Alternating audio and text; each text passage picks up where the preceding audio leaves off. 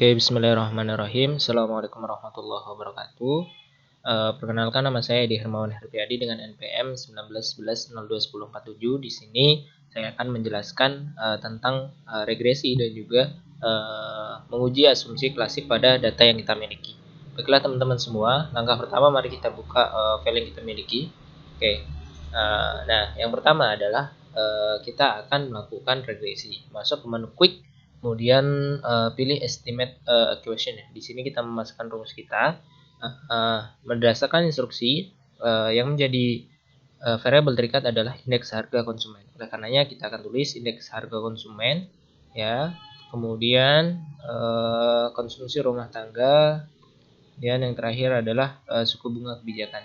Setelah ditulis, silakan diklik OK.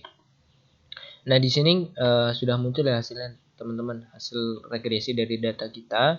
Teman-teman bisa lihat di sini bahwa yang menjadi dependent variable adalah IHK dengan metode least squares ya. Jadi data yang kita miliki ini sampelnya dari 2013 kuartal 1 sampai dengan 2020 kuartal keempat. Nah, jadi teman-teman bisa melihat di sini. Nah, jadi berdasarkan hasil regresi kita, ternyata konsumsi rumah tangga itu punya koefisien negatif terhadap indeks harga konsumen. Sedangkan untuk suku bunga kebijakan itu bernilai koefisien positif. Meskipun kalau kita lihat di sini konsumsi rumah tangga punya koefisien yang kecil ya teman-teman, bahkan banyak angka di belakang 0. Nah, sedangkan dari segi probabilitasnya atau tingkat signifikansi, teman-teman bisa dilihat di bagian ini. Nah, konsumsi rumah tangga dan juga suku bunga kebijakan ini memiliki probabilitas yang lebih tinggi dibandingkan alfa, sehingga bisa kita simpulkan sebenarnya teman-teman bahwa konsumsi rumah tangga dan juga suku bunga kebijakan itu bernilai positif signifikan terhadap kalau KRT tadi bersifat negatif signifikan terhadap indeks harga konsumsi. Oke, nah di sini setelah kita melakukan regresi, maka langkah yang kedua adalah dengan menggunakan pengujian asumsi klasik, asumsi ekonomi klasik. Nah, yang pertama kita akan menguji autokorelasi. Nah, langkah-langkahnya teman-teman bisa masuk ke menu view ya, yang ada di sini tadi. Menu view, kemudian klik residual diagnostik.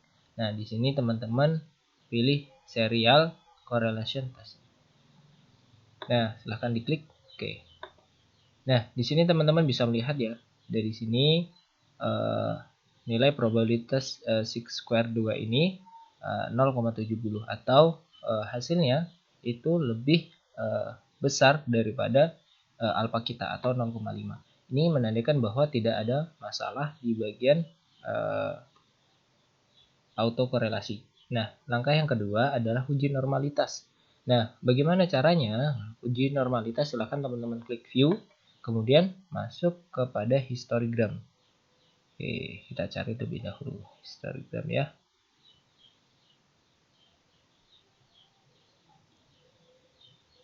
Oke, ini ya histogram normalitas. Nah, teman-teman silahkan diklik di sini.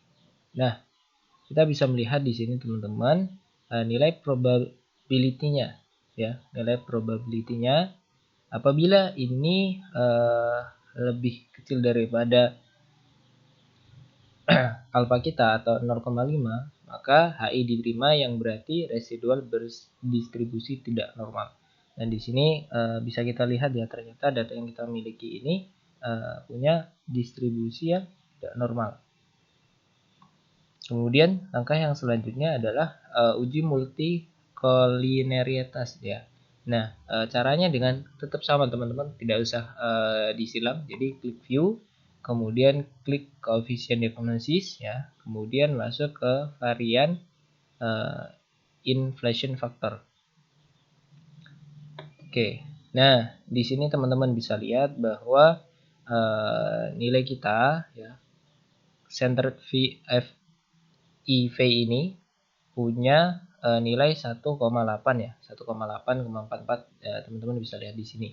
Dan nilainya itu lebih kecil daripada 10 yang artinya bahwa tidak terdapat masalah multi kolinearitas dalam model prediksi kita atau model kita hari ini. Nah, yang terakhir kita akan melakukan uji heteroskedastisitas ya. Nah, caranya mudah teman-teman. Silahkan klik view lagi. Nah, klik view dan pilih residual ya, residual diagnosis. Kemudian pilih heteroskedasticitas ini, teman-teman silahkan klik di sini. Nah, masuk ke Bruce Magnan. Oke. Nah, di sini teman-teman bisa lihat di sini ya hasil dari dikalikan R square ini masuk ke Probabilistic square. Nah, teman-teman, jika ini lebih kecil dari alfa kita atau 0,5, jadi H0 diterima, yang berarti model regresi ini bersifat homokedastisitas atau dengan kata lain tidak ada masalah asumsi non heteroskedastisitas. Oke, mungkin cukup ini yang bisa saya paparkan. Kurang lebihnya saya mohon maaf. Saya akhiri. Wassalamualaikum warahmatullahi wabarakatuh.